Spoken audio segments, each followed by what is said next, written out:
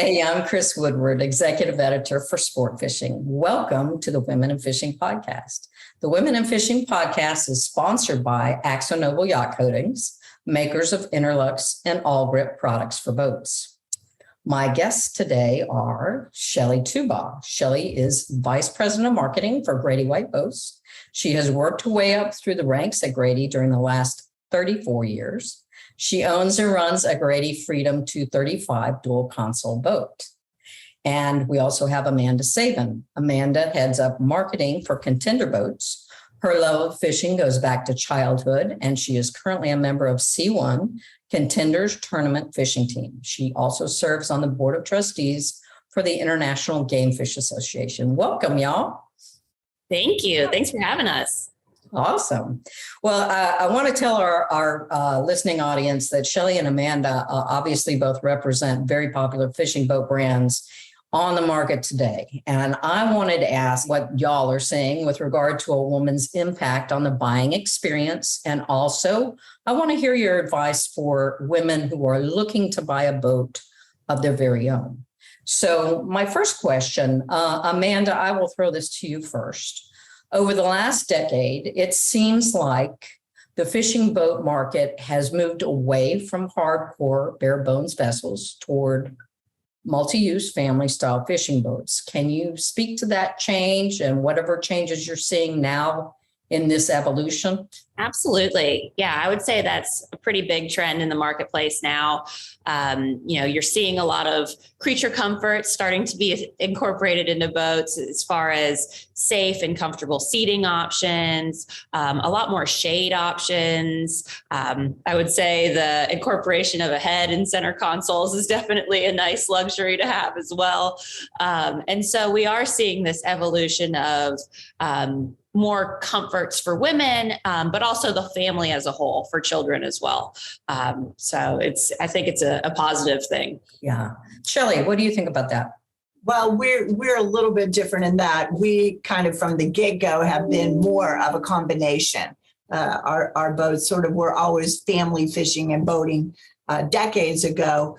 Maybe the fact that we were already having that input to some extent made the fact that we had a lot of built-in seats, cup holders, heads in consoles, things like that right from the get-go. We've been very fortunate. And now we're building on, like Amanda said, certainly shades, things like that are coming on even more. But for us, we're being able to refine things and make the cushions and the luxuries and even more amenities is really where we're going. We're starting from this platform and going even hard. Now you've got more outdoor kitchens, you've got more refrigerators, more things like that, make even more creature comforts for families that want to fish and boat, do everything on one boat. Right, exactly. Yeah, I remember, Amanda, a number of years back, and particularly about Contender, that at a boat show, I started to see these things because Contender was really historically a very, very hardcore fishing boat. So I would imagine that for your company in particular, you've seen, quite a bit of change, but obviously still trying to remain true to the roots of hardcore fishing. Has that been an issue or a problem for Contender? No, I would say we still remain true to who we are. It's always fishing first. That's what we build boats for. But that doesn't mean they're not good for the family side too. And that's the evolution that we've seen, is that it should cater to the family. You should be able to take your boat, even if it is a fishing machine, to the sandbar. You should be able to take it on, evening cruises and family cruises and do the softer side of fishing. It's not always tournaments and hardcore competition and crazy adventures all the time. Sometimes it's snapper fishing with the family or, whatever else. So it has been increasingly more important, I think, to customers to have something that's a little bit more well-rounded. So did that come from customer input? Did that come from some other kind of trend that you can put your finger on, Amanda? I think that women have always been involved in the buying process, but probably even more so now.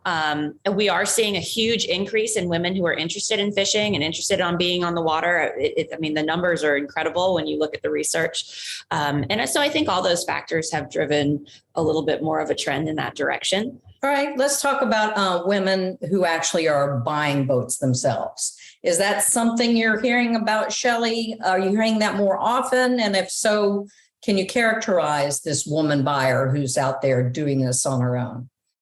Yes, I would say today, definitely, we're seeing more opportunities. The woman is even more involved. If we had couples come in or families come in before in the past, now today you will more often see a woman shopping, and she's got more of an opinion and she's asking more questions. And it really is fun to hear and to see. And like you said, to say, yes, I think because some women come in with a little less experience sometimes, they ask better questions too. I don't know if you guys have seen that, but they talking with a lot of women, we answer their questions and make sure that we really give a full picture of all the different aspects of the boats, and not assume one way or the other someone does or doesn't know anything. Really listen and answer the questions. I think everybody can say that's what I want when I'm shopping for a boat or anything else, and just having that respect for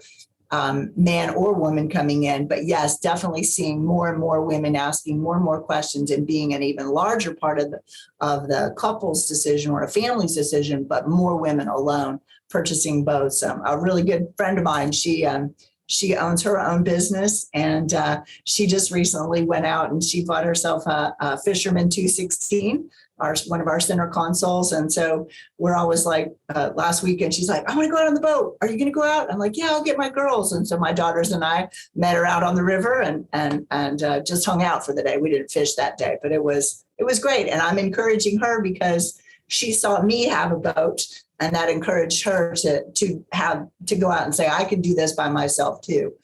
So It was really good. It was fun. Yeah, just like we were saying before the conversation started, I think the more women who see other women doing this, the more they realize, okay, well, maybe this is something I can do too. Amanda, what's Contender seeing? I think you're right, Shelley. They do have some good questions and look at things from a little bit different lens a lot of times than a man would. But, it is an intimidating process. And I think that the increase in accessibility to various captaining schools and boat operation, there's a lot of stuff that you can find on YouTube. So it is becoming a little bit more accessible and not quite as intimidating as it once was. But it's still a big undertaking to purchase a boat and, learning the ins and outs of operating a vessel on the water, operating a vessel on a trailer, on and off a trailer, towing a trailer, there is a lot to it. So thankfully, with the addition of a lot of schools and a lot of women-led schools, there's like Ladies Let's Go Fishing, and there's different organizations out there encouraging more women to get on the water. It's just amazing. Yeah.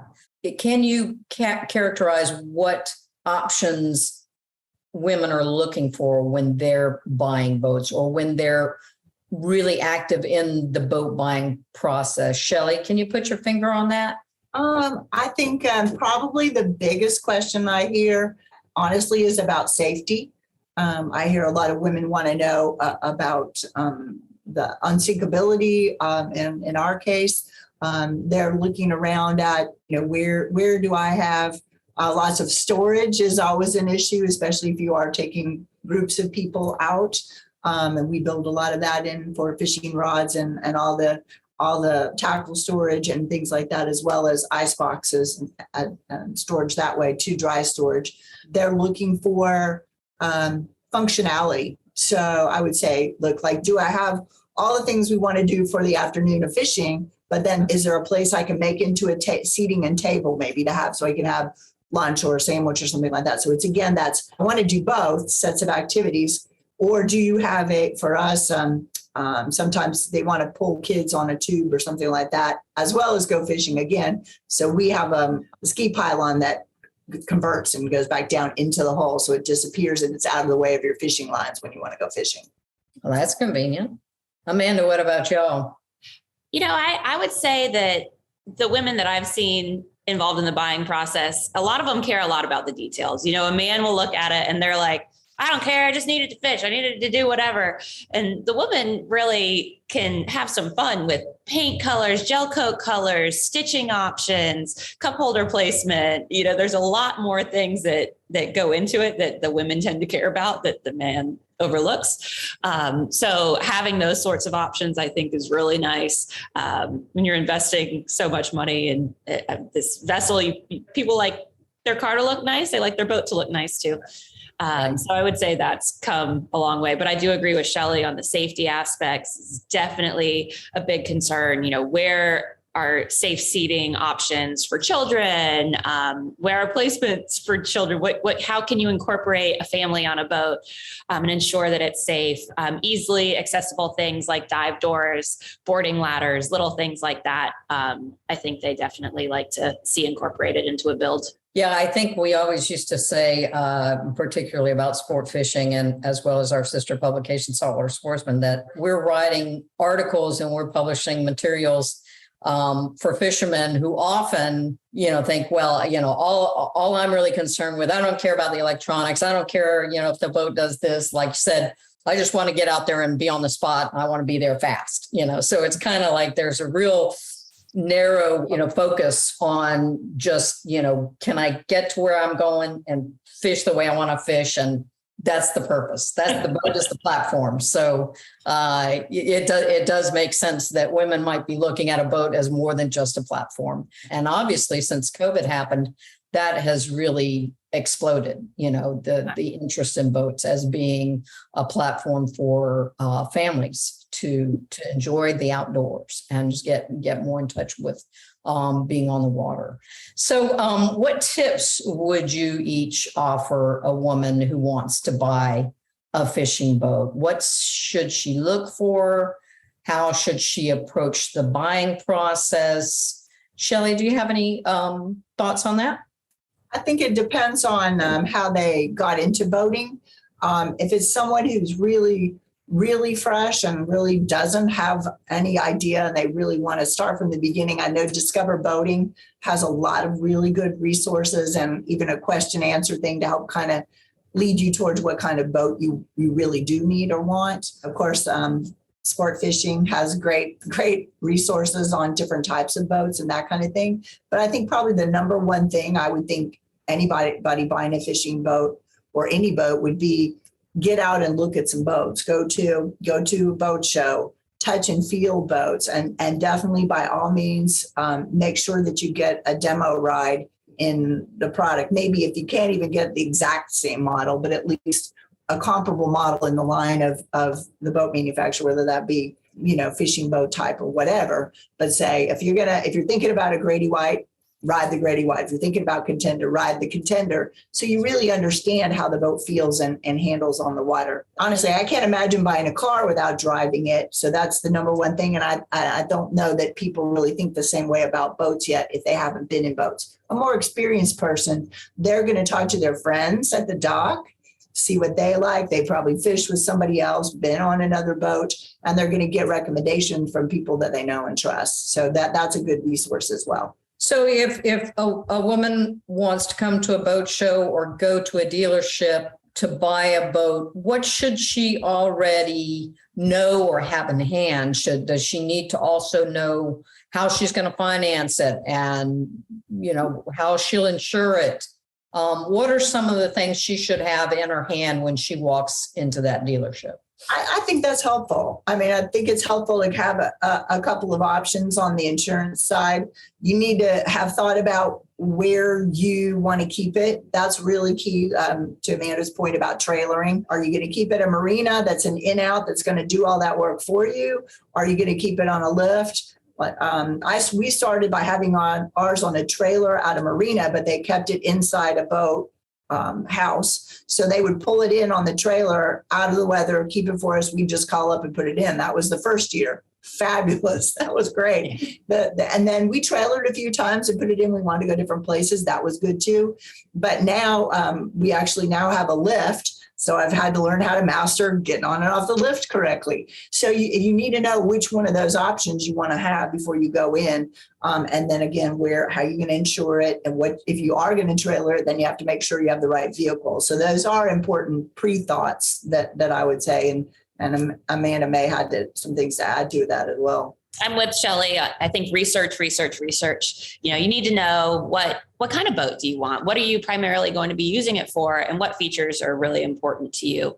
Ask questions. Come with some of those things in your head. I have a max space for storage of 22 feet, whatever, so a dealer can help walk you through what your options are. It can be so intimidating. There are so many wonderful boat manufacturers out there, and they all have different features and different elements that they excel in. And so really doing the research ahead of time and having some idea of what you want is going to help narrow down that field, so it doesn't become too overwhelming. Right. If I'm going to go to a dealership and they carry Contender Boats, and they probably carry another line or two, what's that experience going to be like? What should I expect when I come to the dealership? I would say we're in a unique environment right now for a lot of boat manufacturers, in that, for example, Contender, we don't have a lot of inventory available right now. So if you walk into a dealership expecting to see all the models lined up, that's probably not going to be the case right now. Fortunately or unfortunately, depending on how you look at it, it is very much a online, look through a brochure, a lot less opportunities to touch and feel maybe the exact model that you want to see right when you go into the dealership. Now, that could be lined up in the future as you start to become a more serious buyer. A lot of times a dealer can find a vessel very similar to what you are looking for and get you on it, get you a chance to look at it. But a lot of what's going on in the initial phase of the buying process is very much online based, looking at pictures, looking through brochures, things like that. But it is a hands-on process with the dealer. They can still walk you through all the various options, all the colors, all the features, depending on the manufacturer. Some are a little bit more custom builds. Some are more, turnkey, with still a lot of options, but not just the sky's not the limit. So I think that research ahead of time is just always the key to really have some sort of idea of what you want, because the options can just be endless and overwhelming. Yeah, exactly. Well, and boat shows too are a good place to kind of, at least see what's available out there. And then you can literally get on the boat and say, okay, now the fit and finish looks really good here, but this other boat, it's a lot less expensive, but the fit and finish is really not what I want. Personally, that's why I enjoy going to boat shows, is because I get to really see why certain manufacturers, certain brands stand out. Shelley, is that your experience from the people you've talked to at shows? Yeah, I think so. That's the beauty of it, is you can see multiple brands at one time, and you can walk around and look, and you may start with one idea. And then when you really compare to Amanda's point, you can sometimes pinpoint better what the most important things are. If you can't find this or that, which product has the most of everything I want, or which one has the most important thing is the best on that one. So it really does help narrow it down. I think the most important thing that I would tell a woman trying to buy a boat for the first time is you want a salesperson that is going to listen to you and not try to sell you what they want to sell you, but they're going to listen to what's going to be the best boat for you. Find a salesperson that makes you feel that way. Yeah. That would probably be the most important part of the process. If somebody comes in, you walk in somewhere and you start talking and they want to just direct you one way and they're not listening, then I might turn around and walk back out. Yeah. People ask me a lot about, what kind of boat should I buy? What brand should I buy? That type of thing. I always ask them to create a checklist. I always say, write down what kind of fishing you really do, how far away from the dock you go, which tells you, how much fuel you'll need, what the fuel efficiency numbers will do for you, how far you can go. What kind of fishing are you going to be drifting mostly? Are you going to be anchoring? Are you going to be trolling? What are your fishing goals? and then try to see what matches those. From my perspective as an angler, I would think that would be an important thing too for a fishing woman to bring with her, is to be able to talk to a dealer or be able to talk to a manufacturer at a boat show or a dealer at a boat show and say, here's how I fish. These are the things I do. Amanda, do you ever find people that are really that prepared? Is that even possible? Oh, absolutely. I mean, even just from the details of, well, I don't want to have to be going into a floor well to get my bait every time. I need a transom well. I need something that's going to be closer and easily accessible. I need tackle storage. It's really important that I have tackle storage in the leaning post, or I need 2 coolers. I have a food cooler and I have a drink cooler. I need to make sure there are 2 coolers on. There's people who have really thought out every detail and option. A lot of times that's a more experienced buyer, or at least maybe not an experienced buyer, but they've been on a lot of different boats to know what they do and don't like.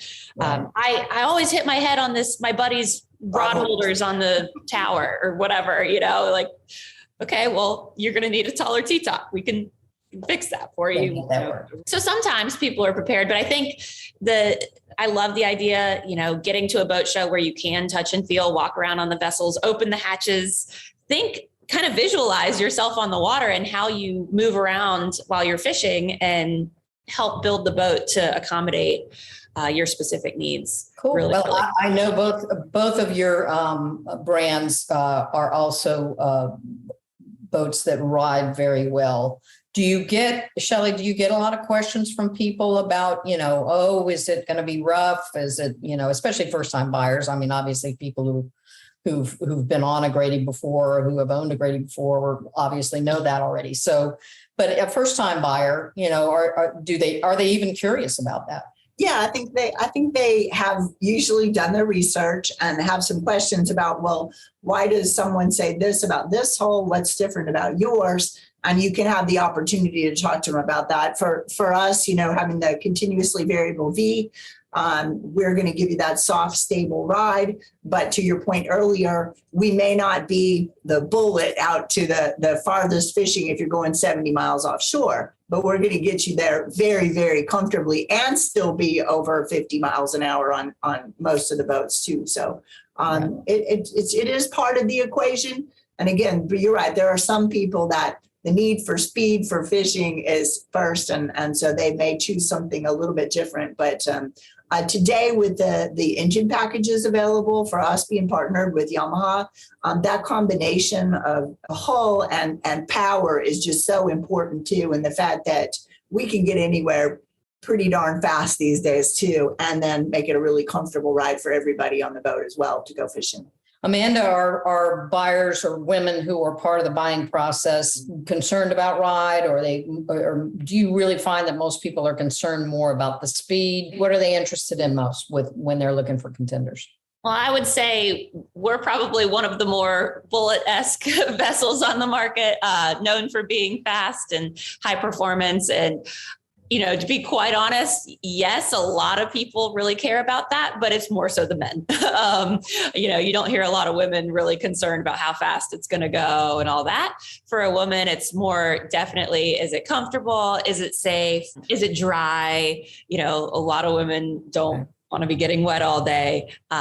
So those are very important aspects for sure. Yeah, definitely. Well, is there anything that we haven't covered that y'all would like to add to the discussion, just that you think would help? I mean, I think just be confident, ask questions. Don't be afraid to ask for help. There's a lot of people out there, a lot of great resources, people who want to see more women on the water. And, the only thing that you can do is ask and try and find that guidance, because it is intimidating and, there's a lot to learn, but tap into the resources and know that you're not alone. There's a lot of women out there doing it. So you can do it. Thanks, Amanda. Shelley, anything to add? Yeah, that was kind of the same thing I was thinking is don't be afraid to ask any question that you have that someone has asked that question before. You're not alone. Why just watch, join, do it. just have fun, and there's no reason not to anymore, really. There's women everywhere on the water now. And I think part of it is that we're fortunate that because boating really kind of began to get really more popular in the 70s and 80s. So there's more women today who have grown up boating and fishing than there were then. So it should have more of us have more experience on the water. More, I didn't, but I got mine coming here, but to Grady-White. But I think there's more people who do have more experience, and they want to have their buddies be out there with us. So grab a couple other women and go boating and have fun. Yeah, I definitely see a lot more, especially social media coverage of young ladies, young women on boats. So I think the next generation after us is really going to be, fully engaged. At least we'll hope so, right? Yeah. All right. Well, thank you, Amanda. Thank you, Shelley. I appreciate you participating today. And for Sport Fishing Magazine, I'm Chris Woodward. Thank you.